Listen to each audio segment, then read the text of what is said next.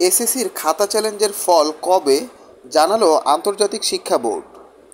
গত রবিবার 12 মে চলতি বছরের এসএসসি ও সমমান পরীক্ষার ফল প্রকাশ করা হয়েছে।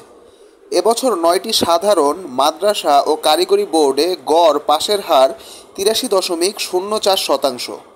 প্রতিবারের মতো এবারও প্রকাশিত ফলাফলে কারো কাঙ্ক্ষিত ফল না এলে সে পুনর্নিরীক্ষণের জন্য আবেদন বা খাতা চ্যালেঞ্জ করতে পারবেন। এ প্রক্রিয়া শেষ হয় গত 19 মে। এবছর ফল পুনর্নিরীক্ষণের রেজাল্ট কবে জানা যাবে এমন প্রশ্নের উত্তরে ঢাকা মাধ্যমিক ও উচ্চ মাধ্যমিক শিক্ষা বোর্ডের চেয়ারম্যান অধ্যাপক তপন কুমার জানান, নীতিমালা অনুযায়ী ফলাফল প্রকাশের 30 দিনের মধ্যে ফল পুনর্নিরীক্ষণের প্রক্রিয়া সম্পন্ন করতে হয়। সেক্ষেত্রে আগামী জুন মাসের 11 তারিখ শিক্ষার্থীরা ফলাফল জানতে পারবেন।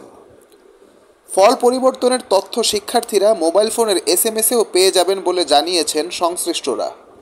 আর পুনর্নিরীক্ষণের ফল পরিবর্তন হলে কলেজ ভর্তিতে সংশোধনের সুযোগ পাবেন শিক্ষার্থীরা। জানা যায়, এবছর ফল পুনর্নিরীক্ষায় প্রতি পত্রের জন্য আবেদন ফি নেওয়া হয় 125 টাকা।